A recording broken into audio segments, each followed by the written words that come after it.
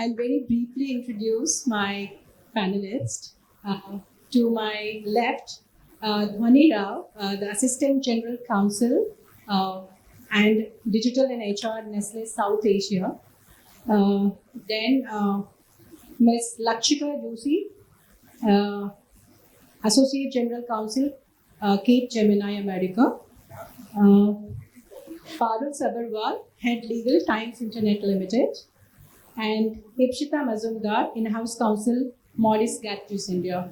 So as you can see that we have esteemed panelists here, and the topic is so very interesting, Metaverse. I'm sure everybody is very interested in the topic.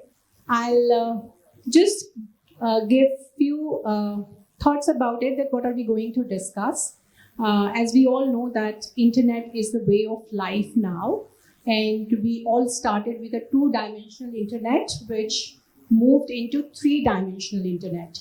So what we are going to talk about is three-dimensional internet, which is, in a layman language, we can say it's a metaverse. And I'm sure all of us have created our avatars and tried to kind of showcases the way we are and impersonified the way we live our life, our daily routines, and therefore a lot of challenges in terms of interoperability of the platforms and the virtual space, the data privacy, the IP issues, and then so on and so forth. So let's begin immediately with a live example of a case which has been handled by Dhwani in Nestle. So my first question to you, Dhwani, that you had very recently a Metaverse meet and greet with IPL cricketers under the sponsorship of Munch. So would you share that, how was it, what were the challenges you faced, and how do you feel that it was a kind of leverage for Nestle to build that brand and engage more with the consumers? Thank you for that question, Mamta. So we all know that whether it is 2D internet version or the 3D internet versions, some of the principles are given, right? When it comes to IP, when it comes to data privacy, your partners, how do you engage with them, what kind of contracts you need to have. So all of that is something that I think is a given. Those similar principles apply to us at the beginning level, wherein we ensure that for our stakeholders, while our users would be below 18 years, but we ensure that anybody who enters the metaverse environment, they're all above 18 years. So that age gate, who will enter, what will you engage with, how will you do things. So those are things on the data privacy aspect, and we ensure that no children's data is being collected and so on and so forth. And we also have an age gate. And the agency partners, whosoever we tie up with, we always ensure that you have the security standards, layout, we do a privacy impact assessment to ensure that whether the agency service providers, where this environment is created, all the users who are going to go in, step in along with their names, avatars, and so on and so forth, all their data needs to be secured so that whenever, say for instance, there is any such issue on, say for instance, the data gets breached, we have demonstrated enough and more standards as to ensure that the data was taken care of and the security standards were in place. So that check is extremely important, and we always tie up with ISO 27001 certified partners who are equipped to handle such kind of bandwidth. Then comes on the IP aspect. We all know that avatars have their own dynamics when it comes to IP, the jacket that they wear, the names that they put in, the face features that they have, and so on and so forth. So obviously there are lots of checks and balances that we ensure that they are not misrepresenting or they are not mimicking someone else. At the same time, they have the liberty of choosing the avatar that they want to and how they want to be seen in the world.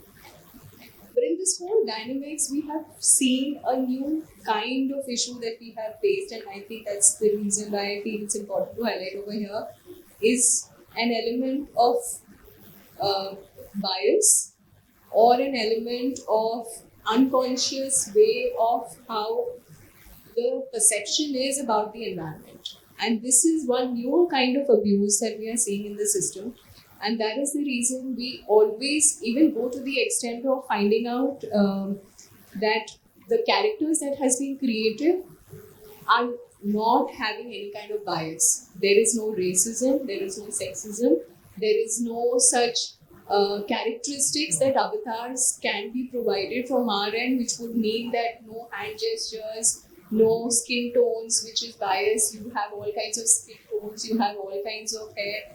It's not just one cool way of dressing up. You have varied, which would mean to address all kinds of regional geographies and so on and so forth, which will ensure all kinds of bias is also taken care of. And some of the things that we realized was that when this meet and greet was happening, the avatars were inevitably for male characters because they thought it's cricket, it's only male characters who are enthusiastic of cricket, therefore the meet and greet is only for them. So inevitably the avatars were the costumes of males, the facial features were that of male. That's when we said that no, you will have a little more diversity. You will ensure that you have costumes not only catering to something like of a city boy or a city girl, but also of a tier 2 or tier 3 town. You will also ensure that the colors and the tones are taken care of. You will also ensure there be no such hand gestures which should be misused. And obviously, we included diversity of all kinds, even third genders, so that this kind of bias and the new kind of abuse that exists in a metaverse kind of environment is taken care of. Thank you. I think very well answered. So this metaverse, which is a convergence of physical and virtual world, I would just like to share with the audience that the potential market of metaverse, which has been given by Bloomberg, is that by end of 2024, it's going to be US $800 billion. And according to JP Morgan, USD 1 trillion annually, and Goldman Sachs, USD 8 trillion annually. Having said that, Lakshika, because you are representing Capgemini, and Metaverse solution is what you are providing to your business partners. So, what take do you have on how to enter Metaverse, and is this potential market our companies and the corporate or the consumers are ready to take it and exploit it to the maximum? So what would be your comment on that? Thanks, Mamta. Just to sort of clarify first, we don't provide metaverse solutions. We partner to build those for customers in a services model. So that may be slightly differentiated from if we were to offer a solution directly to market, because that will change the kind of liabilities you'll undertake, the kind of obligations you have, and so on. Since we are not taking it to the end consumers, it's more like a B2B, where we're building these solutions for customers. I think I'm going to circle back to what was said earlier in terms of contractual obligations, how you construct those arrangements. It's pretty much similar to what you would do for any other sort of medium, whether it is a 2D, 3D, except for some things which need special attention when it comes to putting together solutions which are revolving around a medium like Metaverse, where there will be convergence of a lot of new age technologies. It could be the NFTs, the blockchain, a lot of data privacy issues are going to come up. You need to be sure in terms of how you protect data. You need to be sure about, I think Dhwani mentioned very well, and she covered the whole aspect of other human rights, whether it is, you need to be conscious that there aren't any biases into the system. What is it that you offer? And therefore, the offering has to be, in that sense, much more exhaustive, covering all those aspects. You need to think through many other sort of layers, not just these, which also entail the intellectual property layers around if there could be possible infringements. Just to take an example, in the metaverse, a lot of transaction happens through,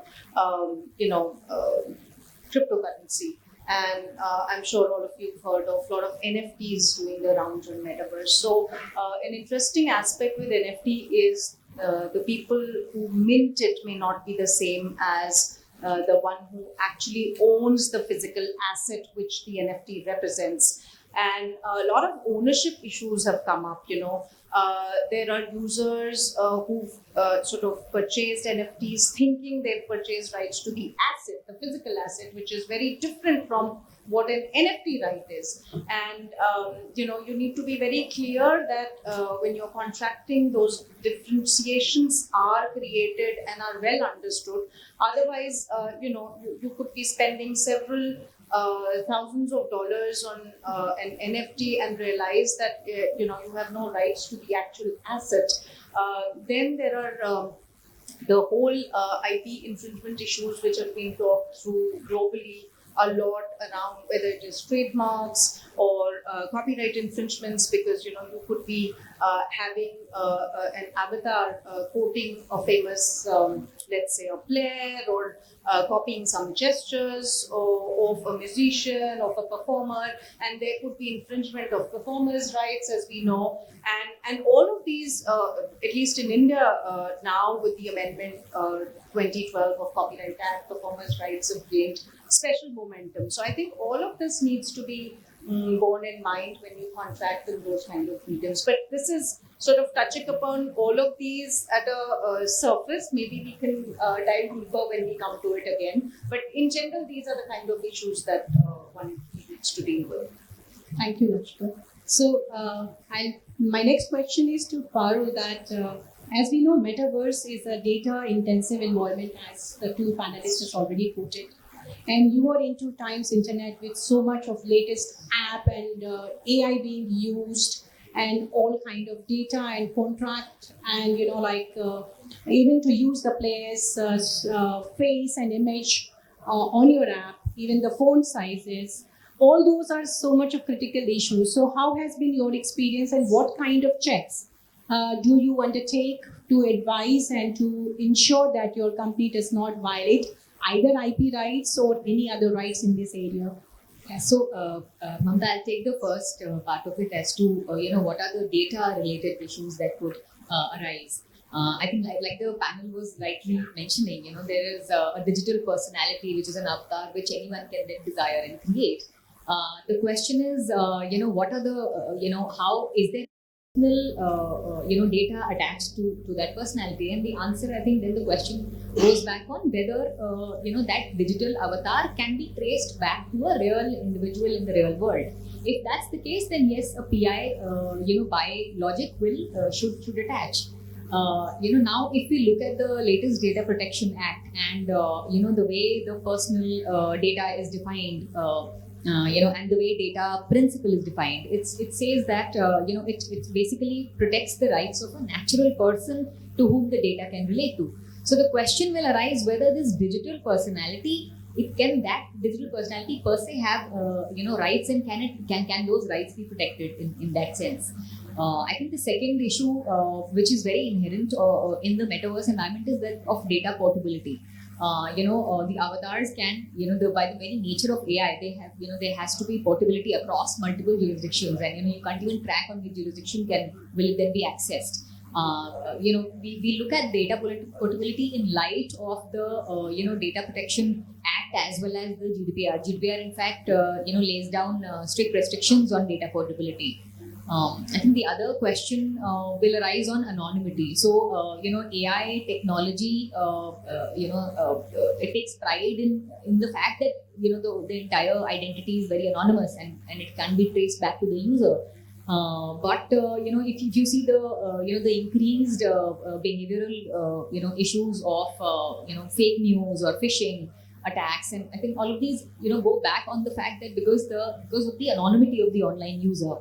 Looking at these issues, of course, the IT intermediary rules in 2021 came about even for example, to the social media, significant social media intermediaries. So yeah, again, when we talk about consent, how to what extent? So even at the time of whether you're an initial user or even a experienced user, how many times will you be giving consent? And looking at the highly innovative nature of AI technology, how many times will the corporates will be AI player will be seeking consent, and how many times will will the user be giving consent. So it could be quite inefficient in terms of taking and seeking consent again and again.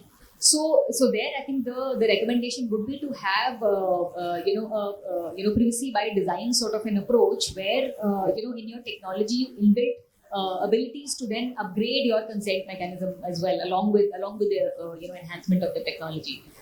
So I think these are the issues if we look at from a data protection perspective, and also the Data Protection Act that has come into play, and how will that play a role, and how will it be able to protect the rights of the digital avatars? And I think these are the issues around data protection which we need.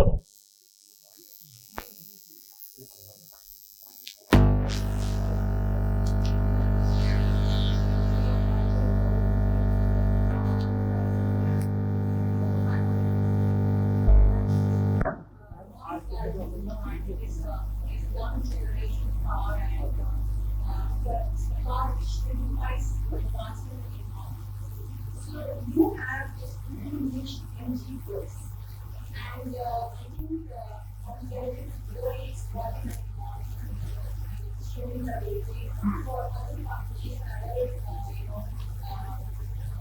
people to kind of invest in this important technology. So, what's your take on the digital assets that you have incorporated in your product and as always in the business interest? What is technology for that, and what avenues or what benefits do you believe that this technology has brought into the industry for very fast? Thanks, Mita. Hello, everyone. You're absolutely right, because through MGverse, MG actually joined the bandwagon of many famous OEMs like Toyota, Nissan, internationally, because they also started experimenting and giving the user an immersive experience. So it's quite interesting, because we are all very sensitive about our cars. I mean, that's the second asset after real estate. So when I saw the MGverse, I mean, the issue that I faced and most of us face is there is very less awareness of what exactly is a metaverse and how much you can exploit it. I mean, I'm sure very few of us know what's the difference between augmented reality, mixed reality, virtual reality. So you learn on the go, and then you make laws and regulations along with it. So we have faced quite a lot of issues also, and we have had benefits also, because we tied up with social media influencers. We have tied up with, like you said, it's a young generation's car. So we have tied up with young actors, actresses. We wanted, after a particular point, because we had a 2-year contract, so we wanted that actress to actually be a part of the MGverse of the platform, have her own avatar, but because of laws and because of personality protection, then there is privacy issues. We did face some glitches in the contract. So these are some issues that we have faced. Plus, there is the protection of brands, like you said. We have several tie-ups. We have merchandise. We have a heavy set of merchandise. So we tie up with very big, well-known brands. You can name anything, Nike, Gucci. The only problem is the MGverse is my platform, so they have to come in my platform. So what will be the laws that will apply there? Like Pavel said, the GDPR, if you talk about it, they basically try to protect every EU citizen. But the problem is, if I am in India operating the MGverse, and since it's internationally accessible, and somebody, say from Norway, is accessing it, so can I apply privacy laws equally to that person? Because I feel that we have taken a lot of inspiration from GDPR when we have incorporated the DPDP Act also. So these are some issues that we have faced.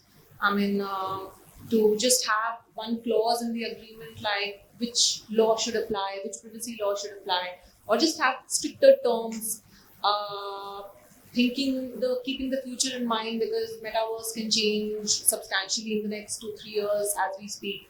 So you have to keep a lot of things in mind and maybe have that particular flexibility and strictness in the contract itself.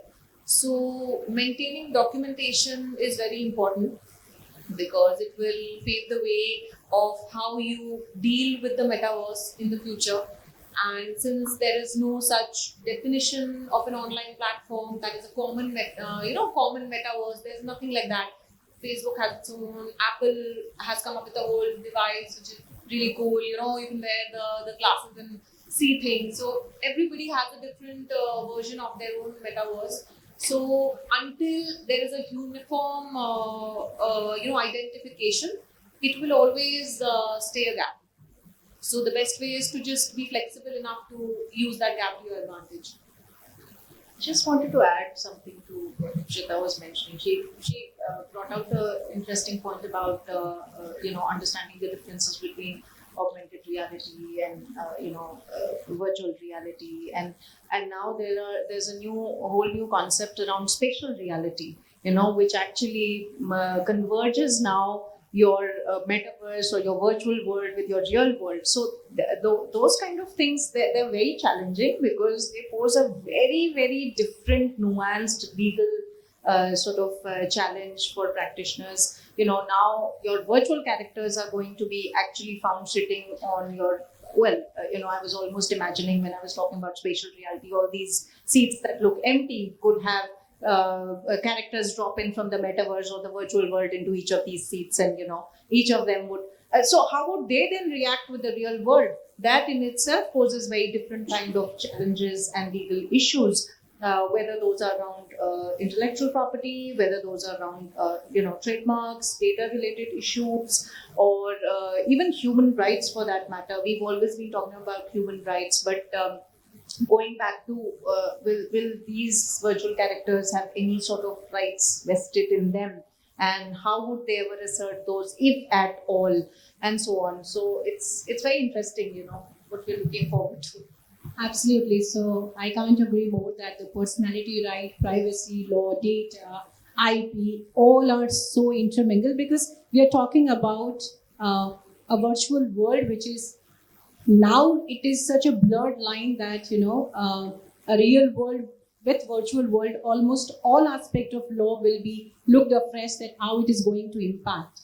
So Dhwani, I know that you have been dealing with intense and very nuanced IP issues in Nestle. So do you think with this in this metaverse, the IP nuances will have changes in terms of your IP protection? Would you do you believe that the earlier protection is sufficient, or do you think that with this metaverse leveraging and marketing and all other aspects, you need to give extra protection to your IPs? What do you recommend how business should be protected? Because we all know that if there is not enough IP protection, the infringement is definitely going to happen. So what will be the strategy for IP protection? So that's a very interesting question, but let me just try to decode it in as many words. IP protection continues to be where it is, but certainly if you have, say for instance, a long-term plan, please explore the possibilities of protecting your trademarks, say for instance, in as many categories as possible, because there is a lot of blurring transition from one class to the other. So that is something that we can start with. But I think what is happening with metaverse is there is complexity of IP ownership. So that needs to be divided, that when anybody enters the metaverse kind of environment, who owns what kind of rights? As a company, we would want to own as many kind of rights, but we are fully aware that there is an avatar creator, an environment creator who has different kind of rights, and therefore, more than the need for protecting it, I think the precursor to it is to recognize that there are multiple rights holders. Each one of them have different kind of rights and duties.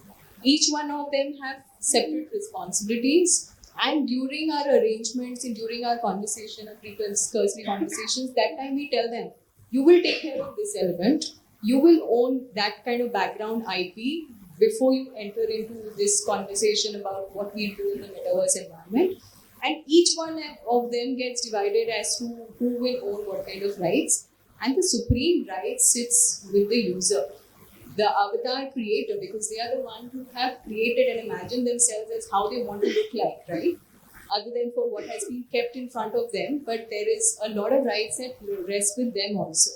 So there's a lot of understanding for them also, and you need to let them know that this much is yours, and therefore we ensure, and you should take responsibility of when you enter the environment, you should have the due kind of responsibility of acting on your behalf in the right capacity. So that is the IP divide, and it comes around for personality rights, individual rights, copyrights. That area gets very complex. As far as trademarks is concerned, yes, we can do a lot more protection on that front. Can we have a domain protection? Yes, we can do. Can we do a little more of binding agreements in terms of confidentiality of who will create what, to what extent? Do we have a laundry list of understanding what is the background IP before anyone came into this whole arrangement? What is the background IP they held? What is the kind of protection they had? And so on and so forth. So there's a lot of complexities that has increased. But if you ask me specifically that have my IP portfolio swollen because of a metaverse environment, the answer is possibly no. Yes. So, yeah, I tend to agree because except for the NFT and cryptocurrencies, where now there are guidelines Yes. for Class 9 registrations and most of the digital goods and assets. So, yes, but I agree that it's not going to be substantially, there need not be a substantial change, but it will swell, I think, slowly and gradually because we are still at the nascent stage. So my question to you, Lakshika, because I think Tony brought out a very important point, the complexities of rights, multiplicity of rights, and multiple medium, virtual, the interoperability of the different platforms. And the avatar can travel from one medium to another, and that's the whole idea. So therefore, what kind of due diligence and the licensing which you will recommend one to adopt so as to stay clear of any kind of like accusation of illegal act or infringement? What would be your recommendation? Okay, so I think that's a loaded question. Actually, I'll try to slice it down. But see, there are a couple of things, and each slice needs to be treated slightly differently. When we talk of IP, we're talking of IP as a bundle of rights. But for example, let's just pick one slice, which is copyrights. Copyrights is never seen in isolation. It always, and you would see everywhere there are references to copyrights and related rights. There's a whole set of rights that comes along with copyrights, which in itself is a bundle. And we usually tend to, as IP professionals, think of that as, let's say, one slice, which is copyright, one slice is trademarks. So what I'm saying is each slice needs slightly different treatment. Why? Because the way they're constructed in terms of statutory, construct, in terms of application, territorial applicability, and so on, are slightly different. Most of the IP rights, as we all know, are very territorial in nature, and Metaverse seems to blur that because you can access it from anywhere, servers maybe in some other part of the world, and so on. And the avatar could be actually sitting physically somewhere, but who's creating that avatar, but representing, to be in another jurisdiction and so on. So that is one that I want to point out. The other thing that we need to be very clear about specifically when we're talking about licensing is that most of the IP rights in their respective statutes across the globe also talk about something, either you call it fair dealing, fair use, and so on, that kind of concept. Let's say for copyrights, and similarly, in trademarks and patents, you have, equivalence. So how are you going to interpret that in a medium which is so fluid, in a medium that allows this kind of multiplicity? Because we have settled case laws and a body of case law across the globe, but then again, that body itself varies a little bit. For example, in the UK, it's fair dealing, but in the US courts, it's fair use. And India uses the 4-factor test of fair use, very similar to the US. So how will you interpret that? And just to give an example, we've had settled cases from courts in the US where they've said that certain things or certain actions on the metaverse were not held to be infringement of performers' rights or celebrity rights or copyrights of a person or related rights. Why? Because there was no sort of it went under First Amendment or equivalent of, like, let's say, the fair use.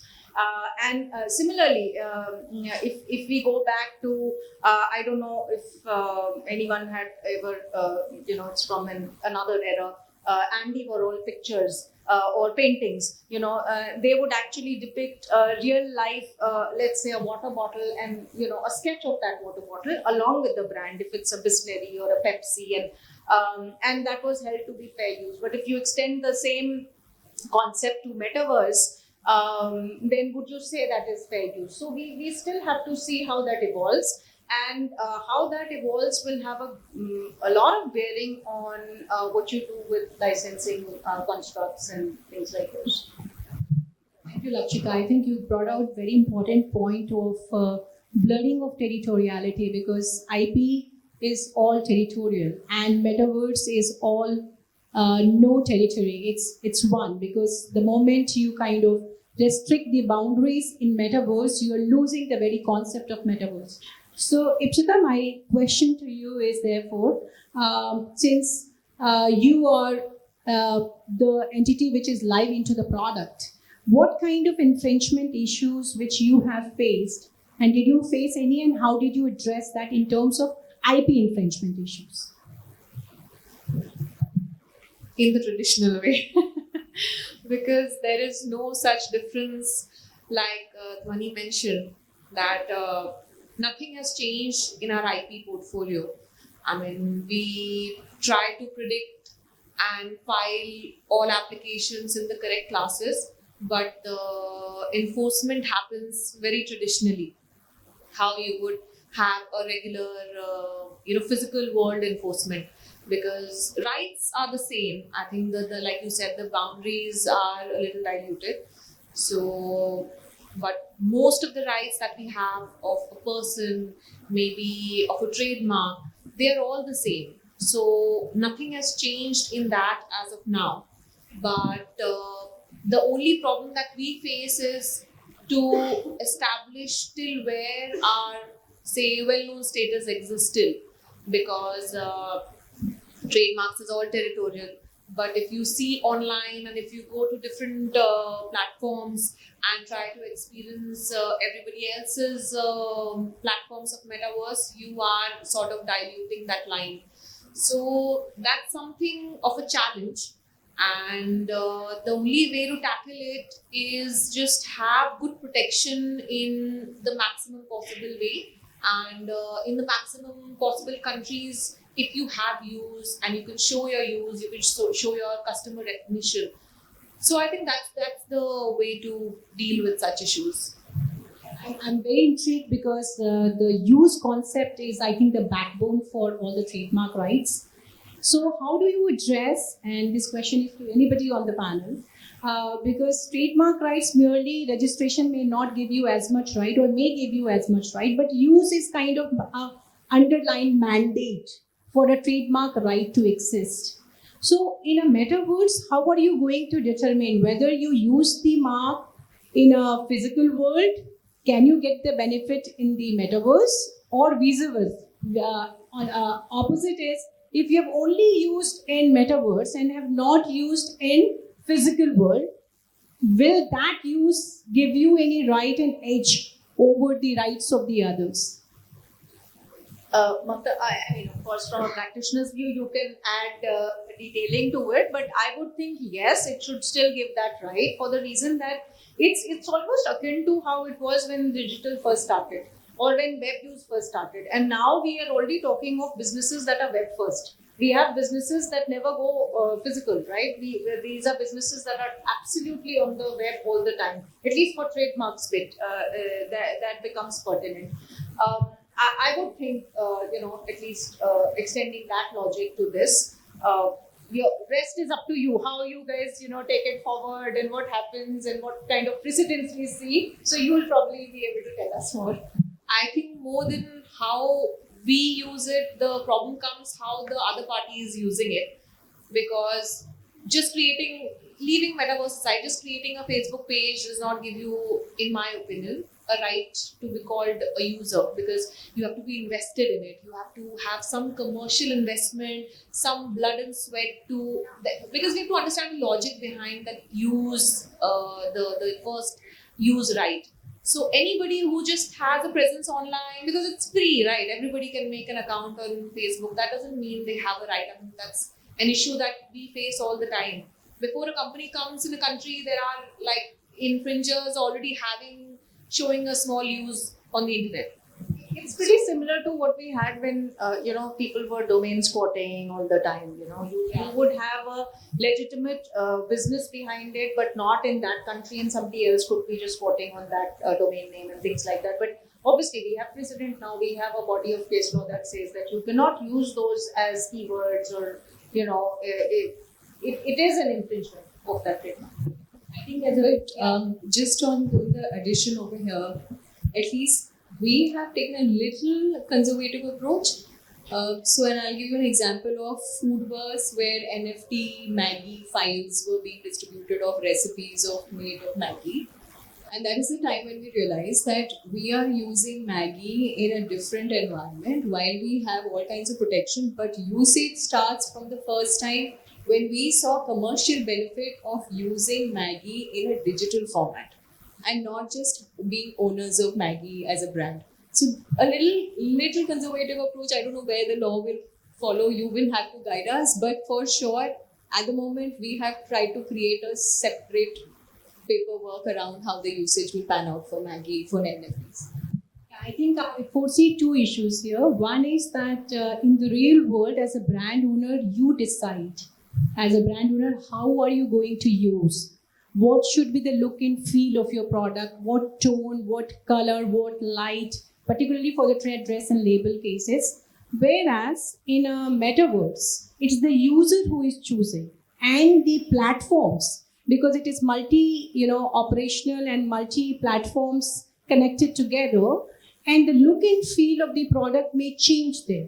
And not only that, some registrations you have in US, which is different logo and different because your product is different in each jurisdiction. So whether those uses will now also get blurred because the jurisdiction is blurred, and whether now you therefore going forward will have a uniform packaging, color, label, whether the strategy will change or not change, I think the time only will say. But I think this use aspect is going to be a much debated, and a kind of everybody will be compelled to rethink their strategy, not to limit it to only to the each jurisdiction, because some products are very popular in one jurisdiction. For example, Maggie is very popular in India, but may not have the same level of market in US. So the kind of protection you do in India may not be doing in US, and what will be there for the enforcement impact will be completely different. Yes, so yes, this is very interesting issue. But going back to you, Parul, you have been kind of dealing with a lot of AI issues, because I think one of the underlying issues also associated with Metaverse is when you create all of this, AI is an integral part. So what are the checks and what are the, you undertake to ensure that you are compliant of the regulation and the law, at least of this country, and what is your take on that? So, as any other business, of course, the business side gets very excited, and, they want to use AI in each and every, product or the service that they launch. From a digital media perspective, if we start about, if you use base technologies, which are just creating, just like how we said, ChatGPT just starts creating, write-ups. Now, on in writings, it is still, I would still say it is one notch better, because you can at least, there are softwares which can then see whether there's plagiarism, etc. Now, about images and videos and faces and artwork, I think it gets more complicated because, because how would you identify the original, owner, and whether there was any originality in it?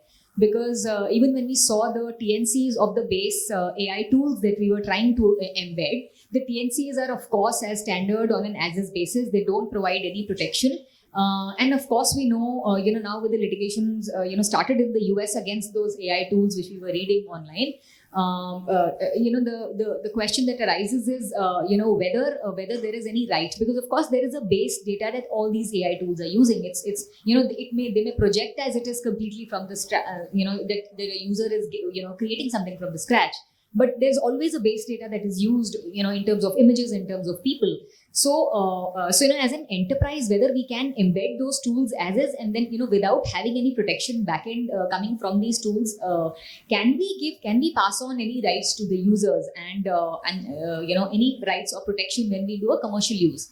So the question always is whether what rights can we pass on to the user if the user then uses this, or even, for example, in an advertising world, when we are doing ads for the advertising partners, then the question arises: what rights can we really pass on, and where does the risk really lie there? The other example very quickly is on children's data. For example, if we are creating solutions where they're just chatbots or anyone can just feed in data and then get information. How will you stop a user from feeding in children's data and children's information? How will you identify, because there's en masse data? How will you then identify that this is a children's data and therefore it needs to be acted upon immediately? Even the Data Protection Act, has brought in very stringent, restrictions around. It says it has to be a verifiable consent of the parent. So the restrictions there are very stringent, and therefore even the Act also says that even collection of data then becomes data processing. So how do you look at these kind of sensitivities and of the data that can creep into your system, and what protection then will I have as an enterprise? I think those are the questions which need to be seen. Thank you. I'm already getting the hint that we are too engrossed in our discussion. I think this discussion can go on. It's such an interesting topic. I'll just take one question with your permission, because I just want, anyone has any question? Just one question. No? Oh, yes. You guys, and really it's not related to IT, for competition. So I gave a lot of that. So augmented reality or virtual reality, etc. It's based on network connectivity. So even there was a fashion metaverse in March 2022. It was full of glitches and even people who were accessing it from high-speed Wi-Fi networks at home or in office, and even those enablers have limitations in terms of how quickly, like if you're walking through a palazzo, how quickly the palazzo forms for you. So specifically to MG, because you have an MG metaverse and my father drives your car. While you're driving, it's difficult for us to access the MG metaverse seamlessly. And I understand that that's related because you need 5G. So in terms of a regulatory bottleneck, because India has not deployed actual infrastructure to support 5G, how far do you think is the exploitation of the 8 trillion revenue opportunity that exists in AI in India? This question is more of a consumer question, because now I'll have to tell you what steps are we taking towards it. I think it's a good question because, like you said, you're a gamer. So we are now coming into the gaming arena also, because we recently launched MG Comic, which has a gaming edition. But the issue, like you rightly mentioned, we have faced a lot, because what we think might not be a problem can be a problem to the end customer because of how much accessibility they have towards that data, and that can change from city to city, and it can change from a small city to a big city. So it's definitely an issue that we have faced, but it's more of how we deal with our third parties, because we have a lot of collaborations. It is not something that MG is doing on its own.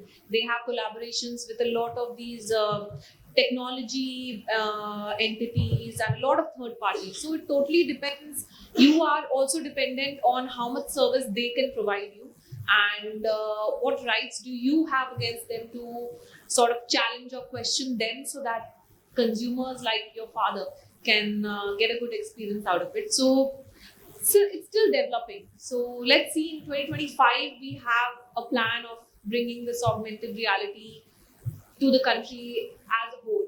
But let's see, we are still a little ahead of time. Thank you. We are completely out of time. Ladies and gentlemen, may I request you to applaud this panel for a fantastic discussion.